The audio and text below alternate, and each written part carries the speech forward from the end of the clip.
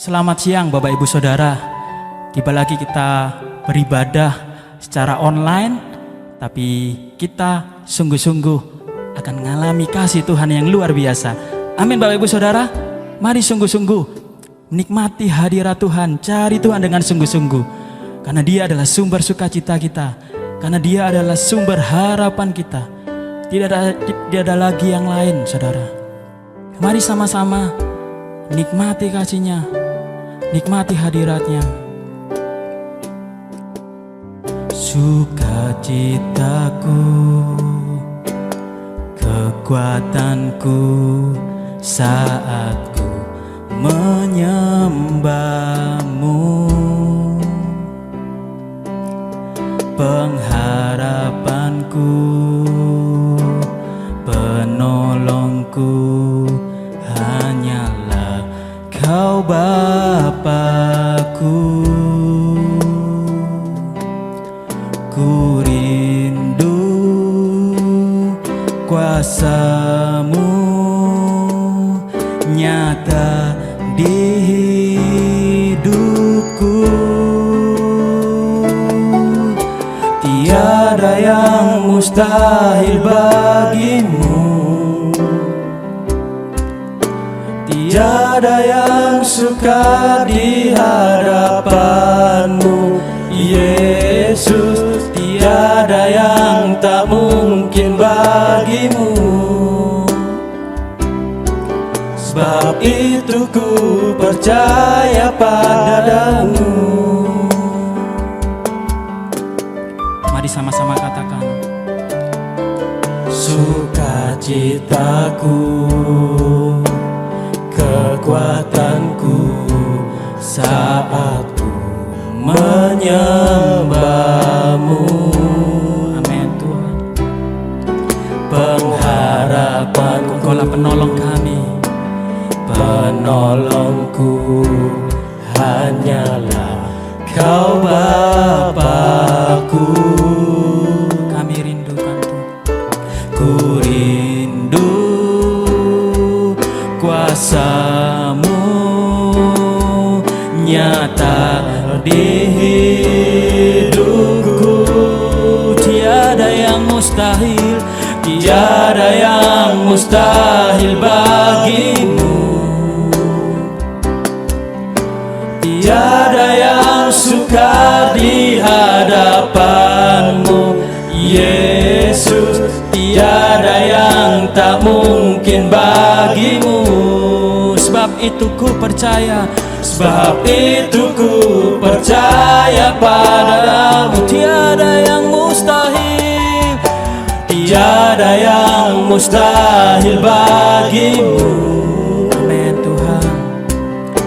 Tiada yang sukar di hadapan-Mu, Yesus. Tiada yang tak mungkin bagi-Mu. Sebab itu ku percaya, sebab itu ku percaya padamu. Sebab itu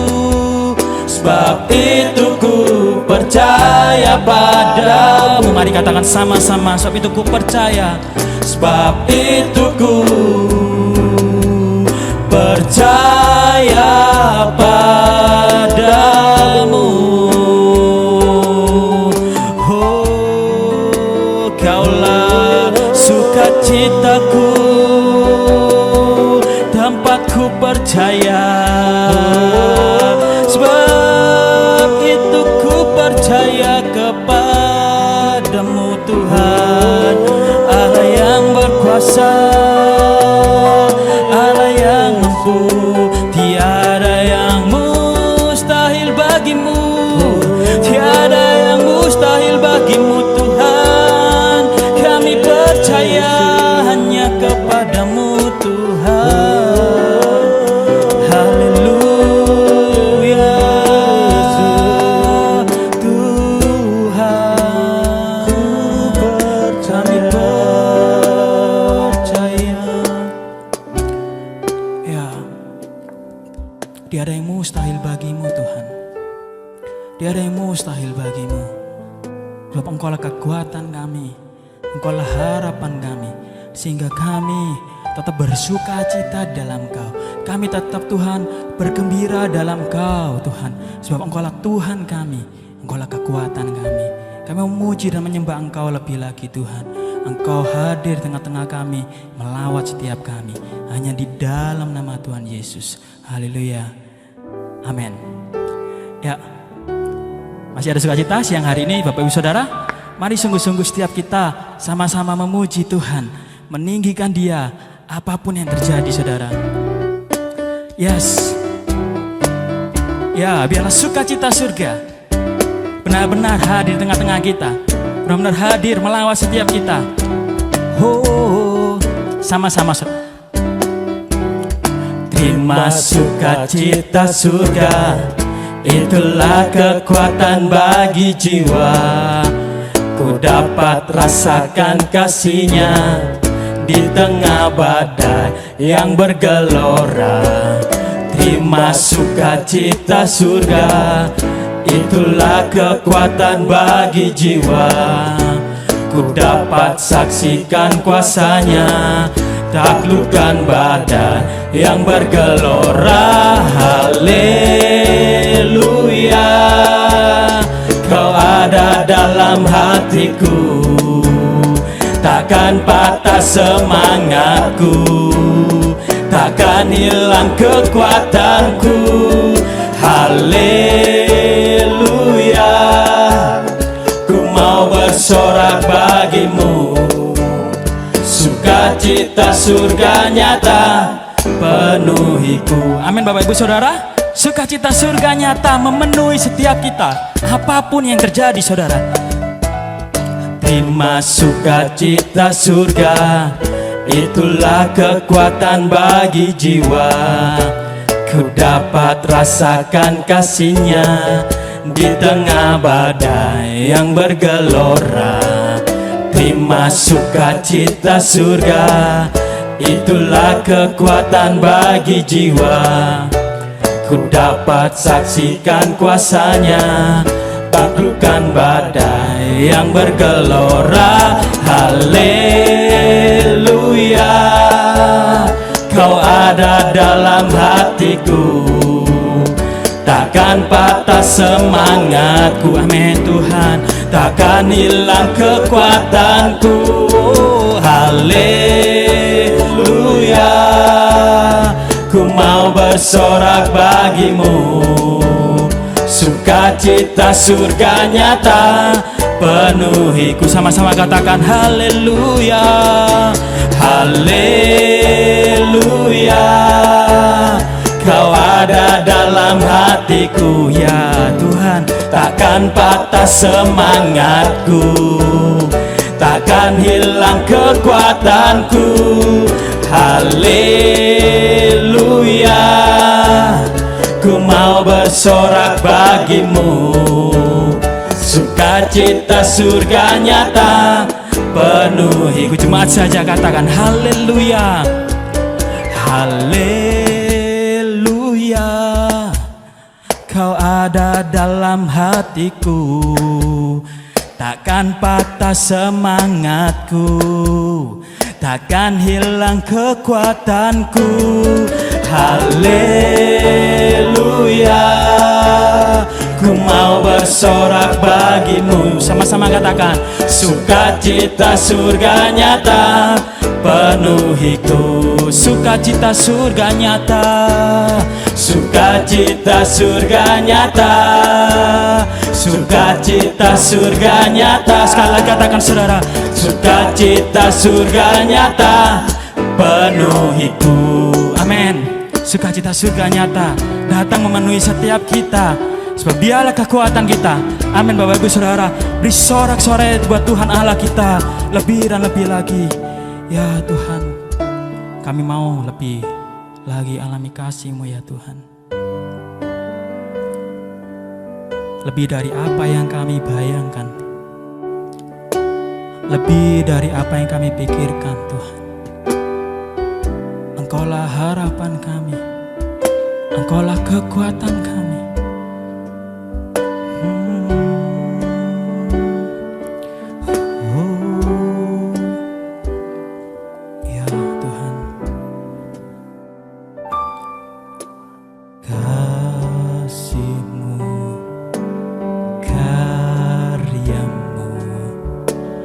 nyata dalamku.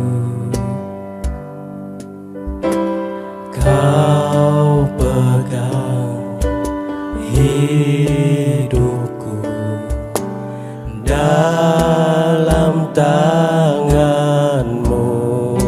Katakan darahmu, salibmu tebus hidupku. Sebab namamu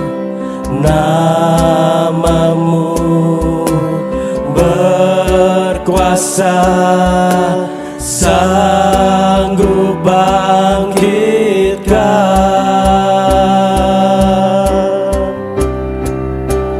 Harapanku di dalam-Mu, hanya Kau Yesus kuatku.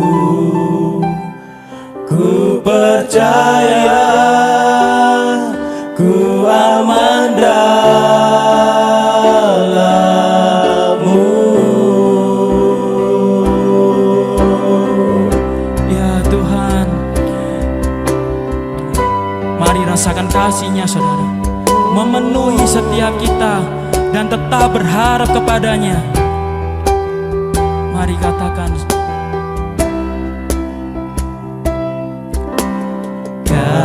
kasih-Mu, karya-Mu nyata dalamku. Kami pegang, Kau yang memegang Tuhan.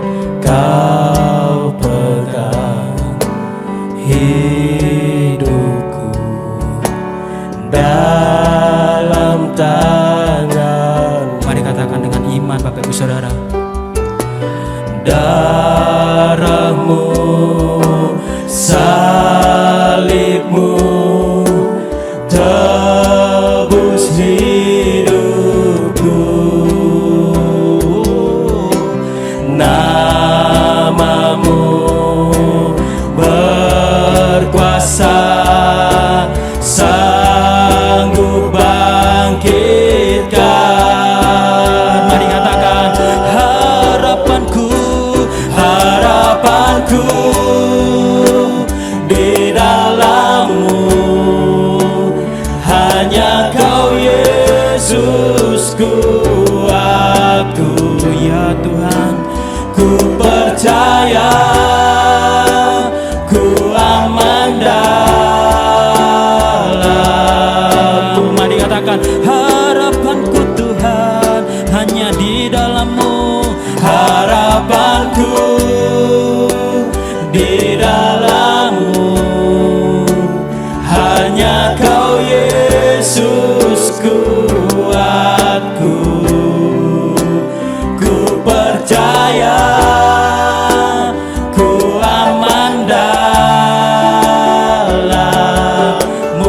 Sama-sama katakan, tak pernah gagal ya Tuhan. Oh, tak pernah gagal rencana-Mu.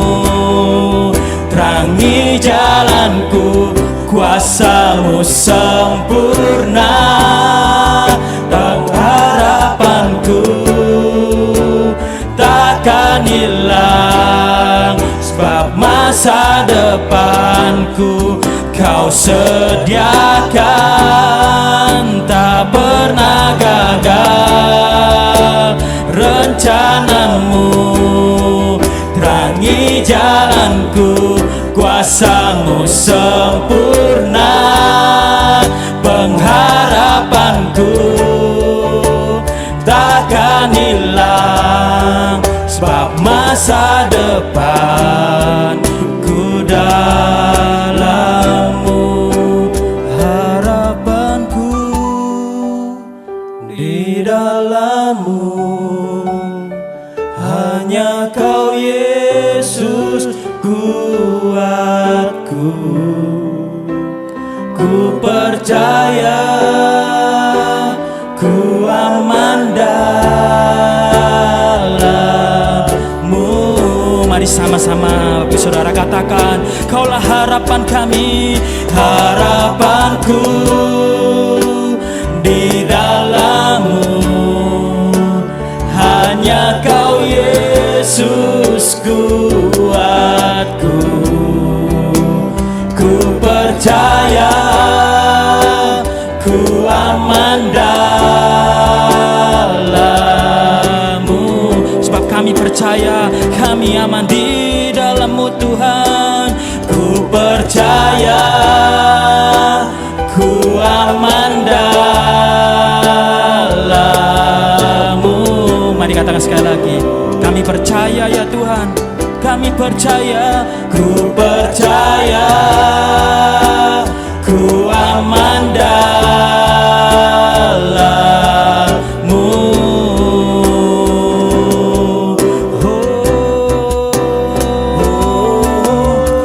Yesus Tuhan, Kaulah harapan kami, Kaulah kekuatan kami, sukacita kami Tuhan.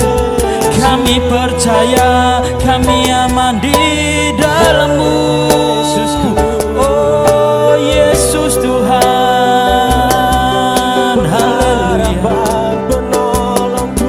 haleluya. Tak pernah gagal rencana-Mu di dalam hidup kami, di dalam hidup kami Tuhan. Kaulah kekuatan kami Yesus, kasih-Mu memenuhi setiap kami. Ku percaya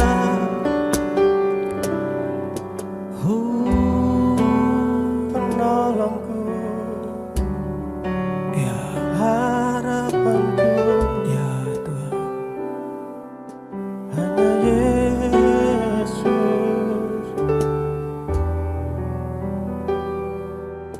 hanya Yesus.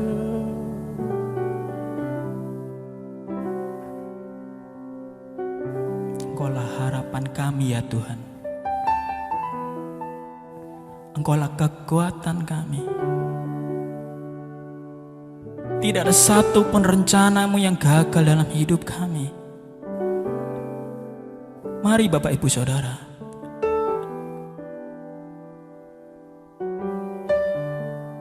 mungkin engkau yang mulai putus asa karena kondisi-kondisi saat ini. Mulai lebih lagi berharap kepada Tuhan, lebih lagi berharap kepadanya, sebab Dialah kekuatan kita, Dialah pengharapan kita Bapak Ibu Saudara. Kami percaya hidup kami aman di dalam-Mu. Kami percaya hidup kami kuat di dalam-Mu Tuhan. Terima kasih Tuhan. Terima kasih buat kasih-Mu. Terima kasih buat hadirat-Mu. Kami percaya Engkau berkata kepada setiap kami masing-masing pribadi. Saat ini kami buka hati dan pikiran kami untuk kami menerima firman-Mu. Sebab firman-Mu yang jadi kekuatan bagi kami. Firman-Mu yang memberi sukacita kepada kami. Terima kasih ya Bapa. Kami mau siapkan hati kami lebih lagi. Hanya di dalam nama Tuhan Yesus kami bersyukur dan berdoa. Haleluya. Amin.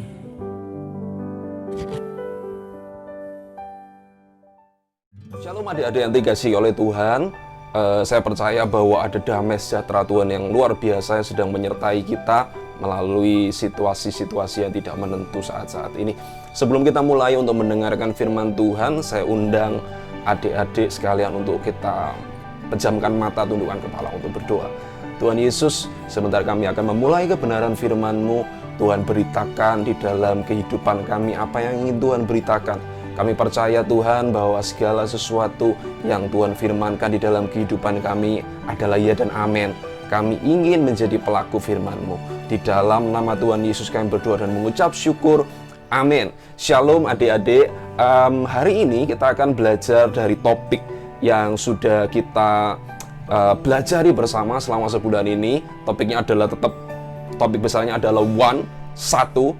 Dan hari ini adalah hari pamungkas, hari yang terakhir kita mempelajari tentang ini. Dan tapi harapan saya ini bukan yang terakhir kali kita belajar tentang ini, tetapi kita bisa terus mempraktekkan dan kita bisa bicara tentang ini over and over terus menerus supaya kita semakin menjadi satu, begitu ya. Hari ini kalau saya kasih judul, kalau kamu suka untuk mencatat firman, dan saya harapkan begitu, saya kasih judul The One Manifesto, ya gitu ya. Jadi pengakuan tentang kesatuan, pengakuan tentang satu itu seperti apa. Saya akan jelaskan dulu, kita akan buka ayat dulu, satu ayat sebagai pendahuluan. Mazmur 133 ayat 1-3, nyanyian Ziarah Daud. Sungguh alangkah indah, alangkah baiknya dan indahnya apabila saudara-saudara diam bersama dengan rukun. Seperti minyak yang baik di atas kepala meleleh ke janggut, yang meleleh ke janggut Harun dan ke leher jubahnya. Seperti embun gunung Hermon yang turun ke atas gunung-gunung Sion. Sebab kesanalah Tuhan memerintahkan berkat kehidupan untuk selama-lamanya. Tuhan memerintahkan berkat dan kehidupan untuk selama-lamanya. Banyak orang di dalam kehidupan ini mencari yang namanya berkat dan kehidupan. Betul nggak ya?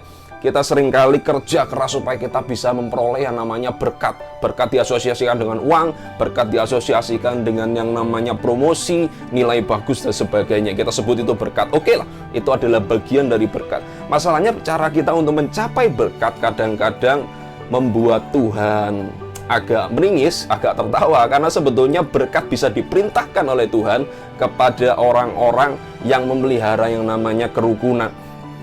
Kalau Anda rukun, kita rukun, Tuhan akan memerintahkan berkat ke sana.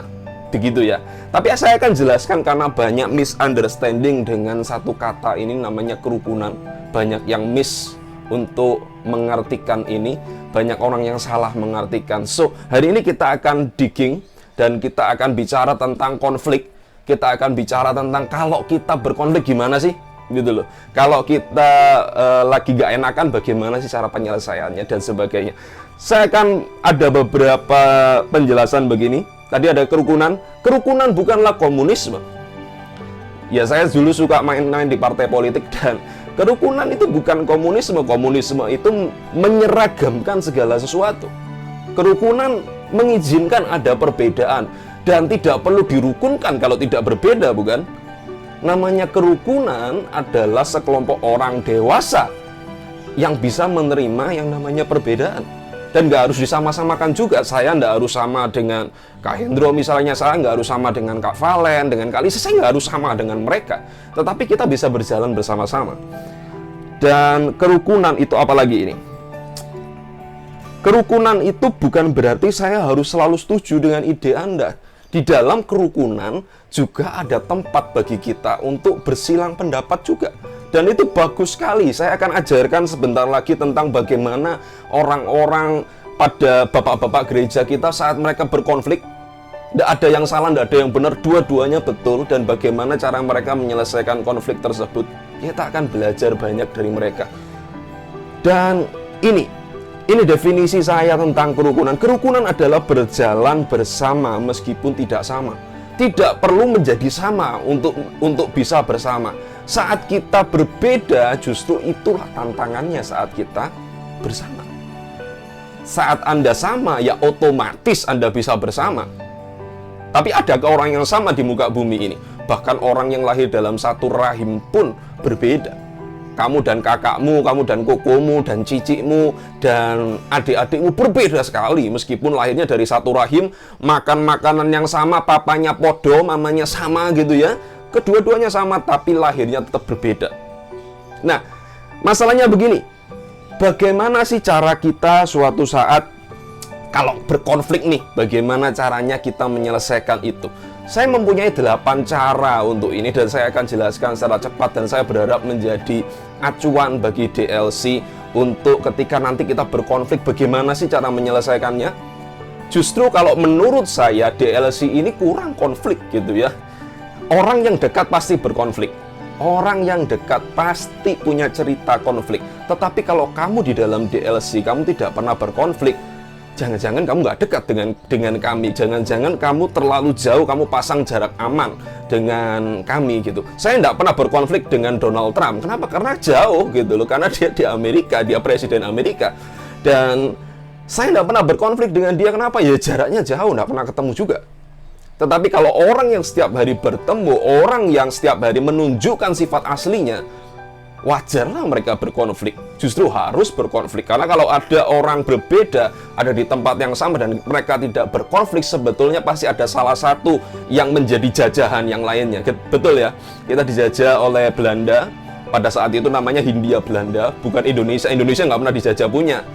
Hindia Belanda pernah dijajah 350 tahun. Kenapa konfliknya tidak begitu banyak? Kenapa? Ya karena ada salah satu yang dijajah oleh yang lain.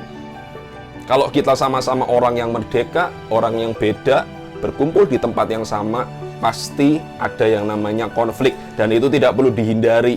Justru kita harus belajar saja bagaimana caranya kalau kita berkonflik dengan baik. Oke?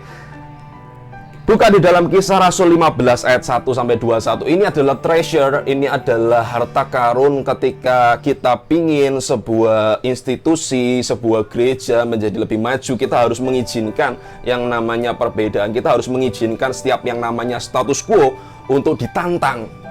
Jangan ketika Kak Dendi, kakak-kakak punya pemikiran semuanya setuju gitu ya. Saya ingat lagunya Slank zaman dulu. Lagunya seperti ini.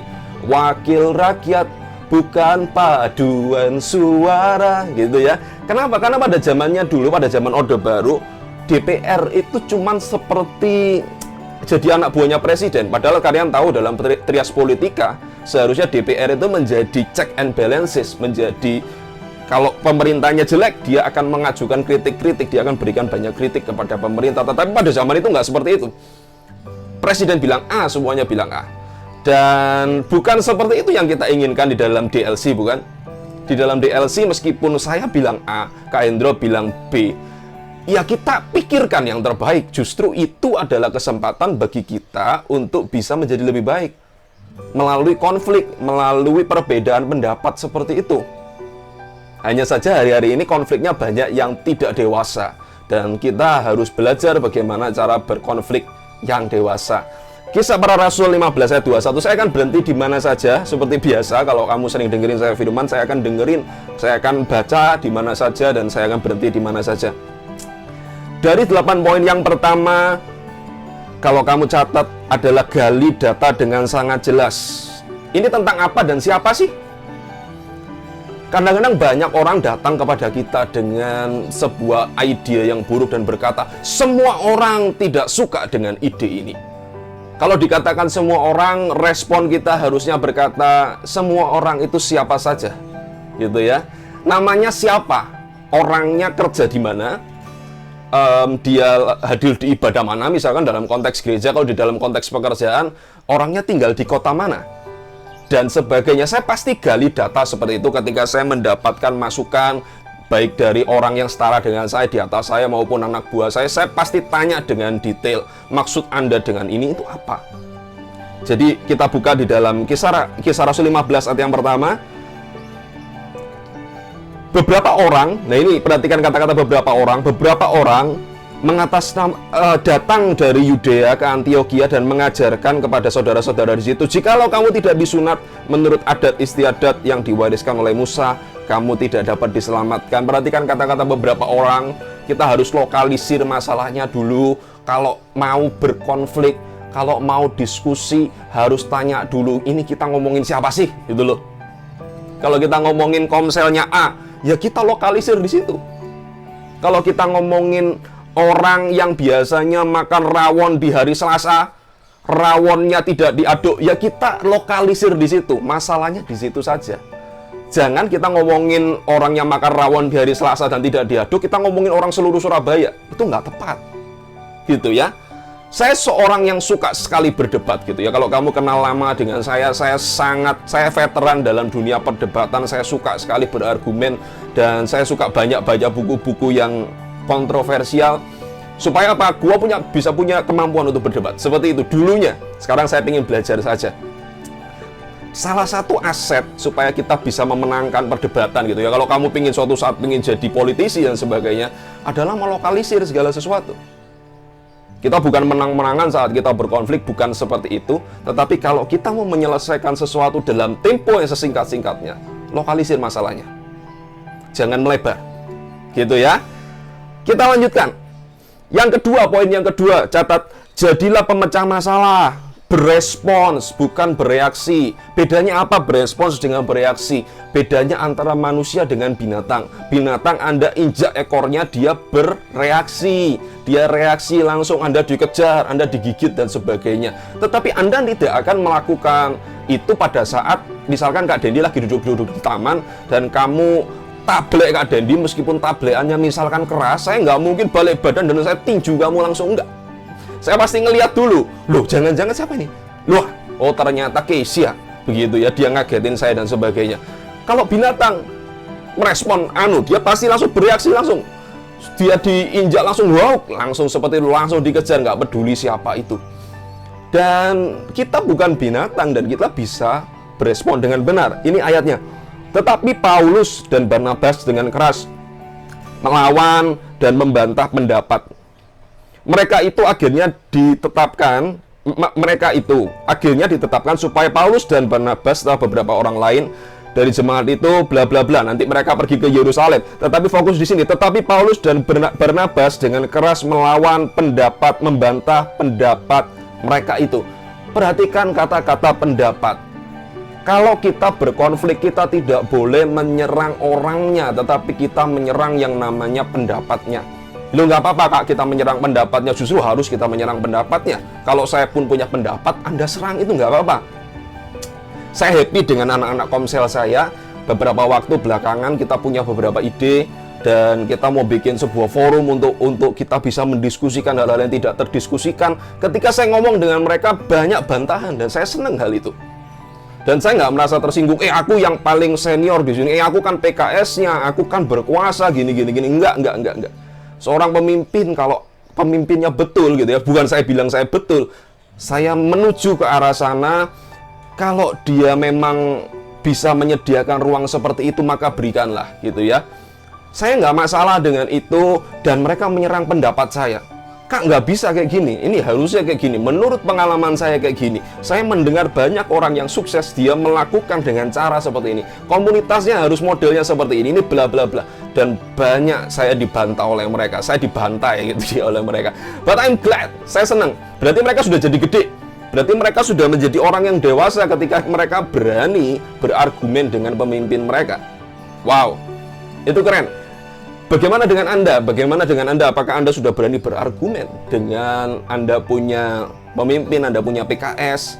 Adik-adik barangkali Kak Elita ngomong, kita minum kopi saja. Itu sudah jam 10 malam misalkan begitu. Adik-adik bisa bilang, no, Kak Elita, kalau kita minum kopi, kafein tidak bagus untuk orang seperti itu.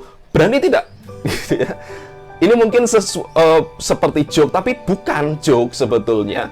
Kamu harus berani untuk menentang yang namanya status quo.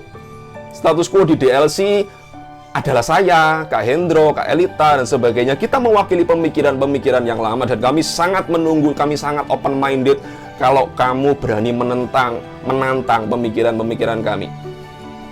Dan bukan menantang orangnya, sekali lagi, bukan, adalah hal yang berbeda ketika kamu mengkritik kebijakan saya dan kamu menghina saya, gitu ya. Beda banget.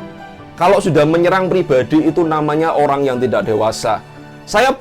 Kamu boleh bilang sama saya, Kak, karyanya Kak Dendi jelek sekali, Kak Dendi tidak pernah berhasil, DLC ini jerk, dan sebagainya. Terserah kamu boleh bilang apapun itu, dan saya akan mendengarkan dengan seksama kalau ujungnya ada masukan-masukannya. Tetapi ketika kamu berkata kepada Kak Dendi, kamu itu anak haram, Kak, oh itu beda sekali, gitu ya.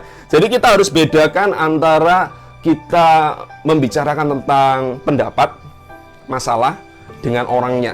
Beda sekali. Yang ketiga, bawa ke tempat terang. Ini saya ada quote seperti ini. Jangan menyapu untuk menyembunyikan di bawah karpet. Banyak orang itu suka membuat hal yang ada, jelas-jelas ada, menjadi seolah-olah tidak ada. Dan itu tidak pernah menyelesaikan masalah, betul ya? Ayatnya seperti ini. Mereka pergi kepada jemaat itu, pergi kepada rasul-rasul dan penatua-penatua di Yerusalem untuk membicarakan soal itu. Mereka diantar oleh jemaat sampai keluar kota, lalu mereka berjalan menuju Fenisia dan Samaria. Di tempat-tempat itu, bla bla bla. Nanti berikutnya, Kisah Rasul 15 ayat yang kedua, kalau kamu mengikuti. Bawa ke tempat terang. Kalau ada yang nggak jelas, bawa ke atas, gitu loh. Kalau sesama anggota Komsel barangkali sedang berkonflik, kalau Komselnya Kak Hendro, bawa ke Kak Hendro dong. Kalau Komselnya Kak Dendi, bawa ke Kak Dendi dong. Ngomong, Kak, kami lagi nggak enakan, dan ini sebuah diskusi yang nggak bisa kami selesaikan sendiri. Well, it's okay. Apalagi menyangkut masalah pribadi, apalagi menyangkut kalau cewek-cewek masalah gosip menggosipkan, harus diselesaikan. Kalau kalian pun berusaha menyelesaikan dan tidak bisa, naik ke atas. Kami bersedia untuk menjadi mediator. Kami bersedia untuk membicarakan itu dengan teman-teman sekalian, dan it's okay, no hard feeling gitu ya. Jadi nggak apa-apa teman-teman, kalau membutuhkan kami sangat open dengan hal-hal seperti itu. Jangan berkata, Kak, ini masalahnya remeh sekali. Oh, nggak apa-apa, seriously nggak apa-apa gitu ya. Yang keempat, tidak merubah mood mereka. Jadi mereka nggak moodnya rusak karena itu. Nah, seringkali kita ini moodnya sering rusak hanya karena kita berkonflik. Saya ini termasuk yang cukup bisa untuk mengendalikan mood seperti ini. Bukan karena saya hebat, enggak, tapi karena saya suka berkelahi saja. Karena saya suka berargumen, saya suka berdiskusi. Dan kalau di dunia akademis biasanya kita bisa saling lempar-lempar, bukan olokan-olokan ya, tetapi kita bisa mengecam pemikiran-pemikiran orang. Kita bisa mengecam, kamu itu orang kiri dan sebagainya, kamu itu orang kanan, jadi orang agamis, orang-orang yang lebih ke arah marxisme dan sebagainya. Kita bisa berdebat tentang hal itu, dan kemudian setelah selesai kita berdebat, apa yang kita lakukan? Kita ngopi bareng.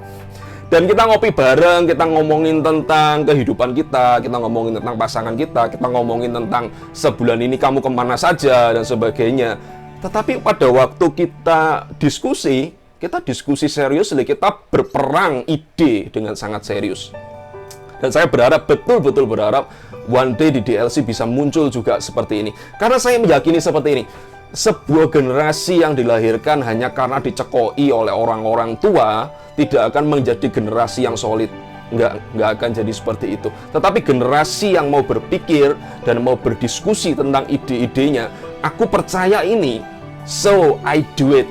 Aku percaya ini, makanya aku melakukan ini. Adalah generasi yang tidak bisa dihentikan, generasi yang bisa melalui banyak hal-hal yang bahkan yang paling sulit sekalipun. Saya percaya seperti itu. Jadi jangan mengharamkan yang namanya kita diskusi ya. Jadi ke depan kalau kita mau diskusi, kita boleh-boleh saja.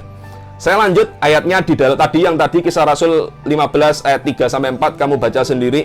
Yang kelima, bicarakan dengan jelas.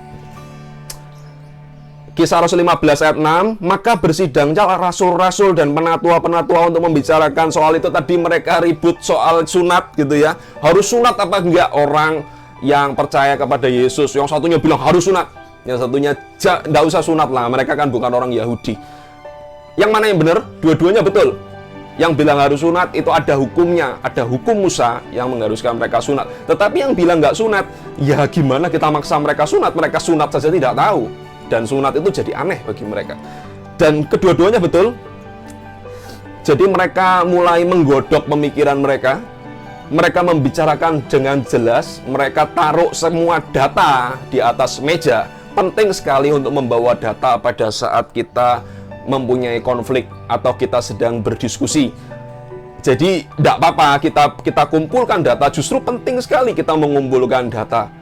Itu mengapa banyak orang-orang yang suka membaca, dia biasanya sangat unggul di dalam argumen-argumen. Bukan berarti, oh ini pinter ngomong doang gitu ya. Ngomong bukan doang. Dulu Bung Karno memerdekakan Indonesia, salah satu aset terbesarnya adalah ngomong. Jadi ngomong bukanlah doang. Kalau kamu bisa pinter untuk melakukan ngomong, kamu bisa mengubahkan banyak orang. Kamu bisa membuat orang yang awalnya tidak mau menjadi mau melakukan hal yang baik. Orang yang awalnya nggak mau nyumbang pelitnya Masya Allah gitu ya, mau untuk menyumbang dan membantu rekan-rekan kita yang kurang beruntung. Jadi ngomong bukan doang. Kita harus punya data, kita harus punya argumen, kita harus bisa berpikir, dan kemudian kita bisa taruh itu di meja bersama-sama dan kita bahas. Gak apa-apa. Semuanya sama rata, sama rasa. Saya baru dikirimin buku yang belum saya baca sebetulnya. Sudah ada bahasa Indonesianya, The Death of Expertise, jadi matinya kepakaran. Saya belum baca tentang itu, tetapi saya sudah dengar diskusinya.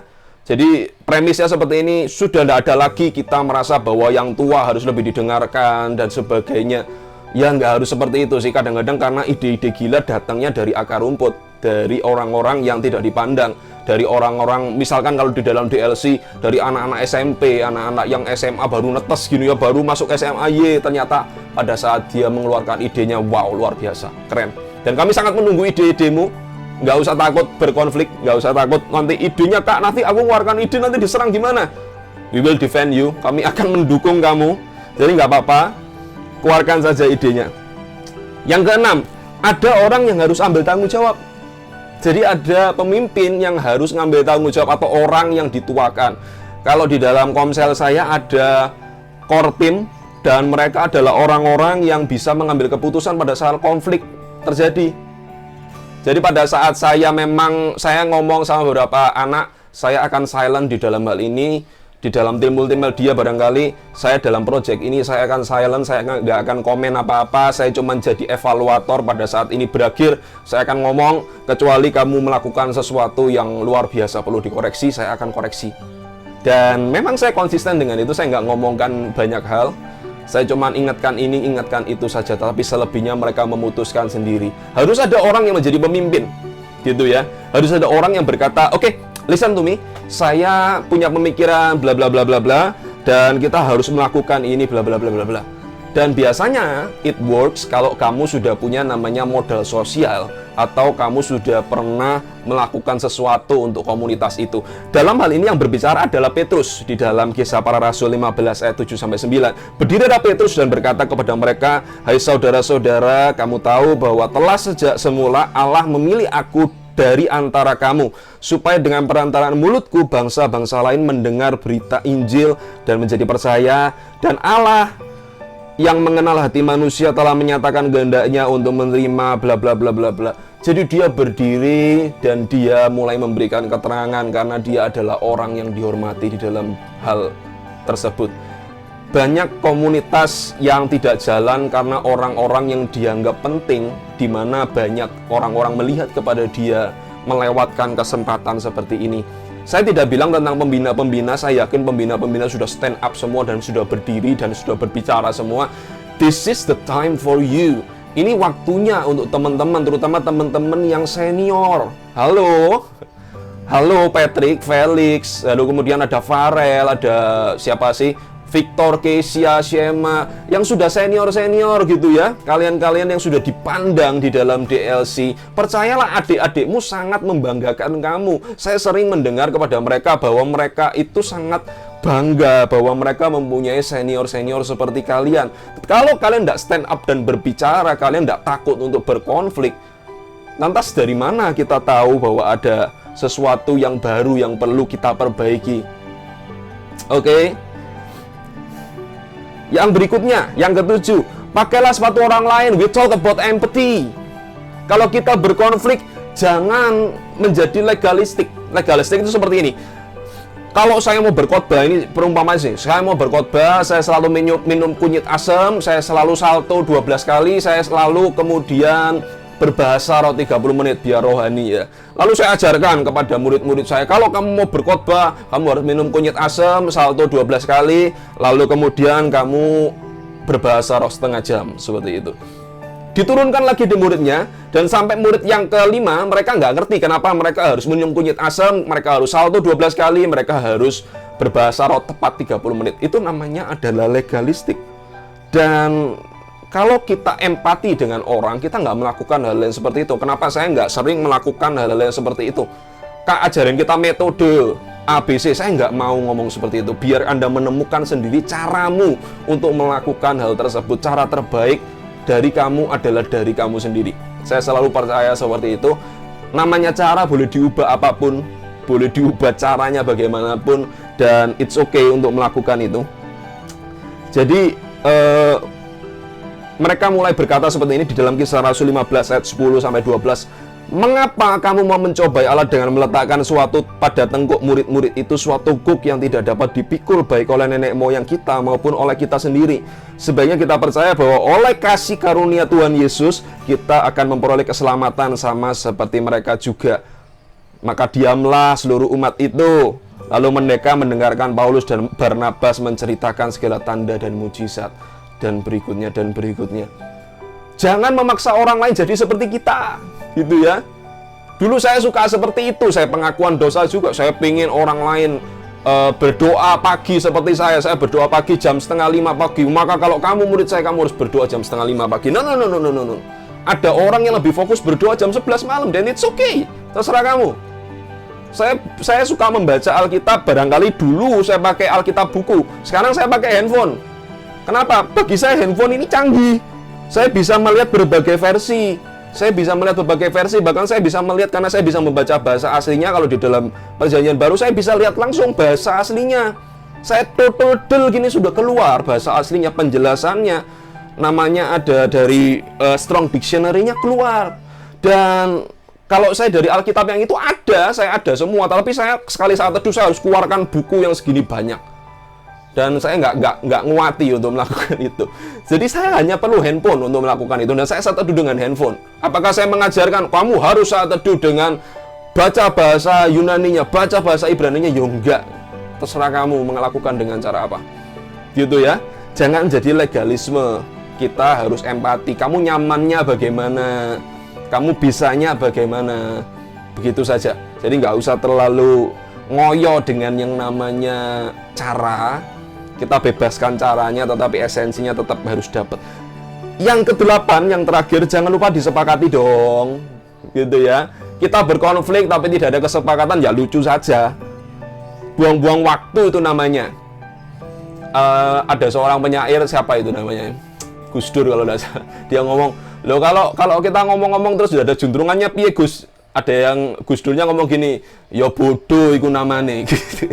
Jadi kalau kita ngomong juga ada juntrungannya, lalu kemudian kita pulang masing-masing tidak ada konklusi apapun, ya bodoh. Ya, Yakobus berkatalah Yakobus, saudara-saudara dengarkanlah aku, Simon telah menceritakan bla bla bla. Yakobus ini adalah salah seorang rasul yang sangat terpandang. Jadi dia bisa berdiri karena dia dikenal dengan ketegasannya. Dia bisa mengajarkan hal-hal. Dia suka mengambil keputusan. Kalau dalam DISC ini orang yang dominan betul, seorang Yakobus. So biasanya orang seperti ini harus ngambil keputusan, gitu ya. For good and for bad, jelek atau buruk, jelek atau baik, harus ada keputusan. Keputusan yang terburuk masih lebih baik daripada tidak ada keputusan. Seperti itu, saya ulangi lagi. Keputusan yang paling buruk lebih baik daripada tidak ada keputusan sama sekali. Jadi harus ada orang yang ambil keputusan nih. Oke, kita selesaikan seperti ini. Kalau perlu voting, kita voting. Kalau perlu kita cari suara. Kalau perlu diomongkan sampai mufakat, kita ngomongkan dengan cara yang mufakat. Tetapi harus ada keputusan. Kalau kita ngomongkan rapat Natal, harus ngerti Natalnya mau ngapain, bro. Kalau kita sampai pada akhir kita engkel-engkelan, Natal tidak penting, yang satunya Natal itu penting sekali, satunya tidak penting. Dan kemudian kita pulang, minum kopi dan tidak ada keputusan apa-apa, that's stupid, itu bodoh, gitu ya. Oke, kadang-kadang dalam hal pemikiran diizinkan untuk keputusannya adalah agree in disagreement. Ini makanan orang dewasa. Kalau anak kecil nggak bisa seperti ini. Anak kecil saya bilang bukan masalah kamu SMP atau SMA, tetapi orang yang pemikirannya kerdil. Orang yang usia 40-50 tahun, banyak nggak yang kayak gini? Ada. Maksudnya seperti ini, agree in disagreement adalah saya sepakat dalam ketidaksepakatan. Gitu ya. Misalkan saya dengan saksi Yehova, pasti nggak sepakat. Secara doktrin berbeda, secara pemikiran berbeda, dan sebagainya. Pasti nggak sepakat. Tapi saya berani berkata, kalau ada orang yang menghalangi saksi Yehova itu untuk beribadah dengan cara mereka, Anda berhadapan dengan saya. Saya menghargai mereka untuk mereka beribadah, tetapi kalau saya disuruh mengaminkan cara mereka beribadah dan bagaimana doktrin mereka, hell no, saya tidak akan berbuat seperti itu. Tetapi kita berbeda, kita boleh berbeda. Tetapi bukan berarti ketika saya berbeda dengan dia, saya tidak menghormati siapa dia. Gitu ya. Kalau dia orang Kristen, saya pasti hajar habis-habisan. Jangan coba-coba menghalangi orang-orang seperti itu untuk beribadah. Izinkan mereka beribadah. Kalaupun kita harus berdiskusi dengan satu dan lain hal, kita harus berdiskusi, kita selesaikan di dalam meja perundingan, bukan dengan cara-cara yang jelek seperti itu. Kita melihat sekarang ini di negara kita, banyak orang tidak tahu bagaimana caranya berkonflik, segala sesuatu dilemparkan kepada pribadi. Dan kita tidak boleh seperti itu. Ini 8 poin dari saya. Saya tidak menganggap ini sebuah khotbah yang baik, mungkin ini adalah sebuah orasi. Dan tidak apa-apa, tapi saya berharap bahwa kamu benar-benar bisa menerapkan dan bisa berubah dalam hal ini. Saya menunggu banyak konflik terjadi di dalam DLC karena kurang banget konfliknya. Konfliknya malah ada di tataran pembina-pembina ketika kami berargumen dan sebagainya, which is good. Kita tidak berarti Kak Denny pernah tukaran sama Kak Valen, sama Kak Lisa. Bukan itu. Kami tidak tukaran. Kami berkonflik karena berbeda pendapat. Dan itu sehat sekali. Dan kami tetap bersahabat. Kami tetap jadi satu. Dan justru dari konflik-konflik itu membuat kami semakin rapat. Dan kami saling mengenal satu dengan yang lain. Dengan adanya konflik tersebut. Now is your time. Sekarang adalah waktunya bagi anak-anak di DLC. Ayo dong kita ngomong dong. Ayo dong kita berkonflik dong. Ayo kita saling lemparkan argumen kita dong. Ayo kita bikin forum-forum. Dan kebetulan akan ada forumnya gitu ya. Kami sedang bikin pilot project dengan saya dan teman-teman Komsel. Kita akan bikin sebuah tempat di mana orang-orang pelajar-pelajar dan mungkin mahasiswa bisa mendiskusikan, bisa mendebatkan sesuatu yang mereka tabu untuk mendebatkan di mana saja. Bagi yang pertama ini kita akan membicarakan tentang yang namanya Pornhub gitu ya. Pornhub ini adalah situs pornografi yang sangat terkenal dan tingkat devaluasinya atau devaluasi itu kalau perusahaanmu dijual sudah tinggi sekali gitu ya. Tinggi sekali. Sudah bertriliun-triliun asetnya gitu ya. Hanya satu situs. Dan mereka mengalami perkembangan yang pesat pada saat pandemi. Jadi orang nggak ngapa-ngapain, orang lihat pornografi terus kayak gitu. Dan kita akan bicara soal itu. Kita akan undang orang-orang yang suka main bokep dan sebagainya. Come on, let's talk about it. Dan kita sangat siap dengan itu. Dan kita nggak akan melewatkan kesempatan untuk memiliki konflik yang sehat. Demikian dari saya. Mari kita tundukkan kepala, mari kita berdoa. Tuhan, kami tahu pengajaran kali ini bukan pengajaran yang sederhana, yang biasanya kami dengar. Tetapi kami percaya Tuhan, saat Roh-Mu turun ke atas kami merindukan kami bisa menjadi orang yang rukun, tetapi bukan berarti kami menjadi orang yang seragam. Tidak. Kami ingin menjadi orang yang rukun, tetapi di dalam kerukunan itu kami tetap memiliki perbedaan. Dan it's okay untuk menjadi berbeda. Ampuni setiap kami kalau selama ini kami menjadi pasif, kami menekan segala potensi kami dengan dalil kami menjaga kerukunan. Bukan itu kerukunan yang Tuhan inginkan. Kerukunan yang Tuhan inginkan adalah setiap orang menjadi seperti apa yang Tuhan rencanakan di dalam kehidupannya. Kalau ada gesekan, kami akan menyelesaikan dengan baik, dengan dewasa. Di dalam nama Yesus kami berdoa dan mengucap syukur. Amin.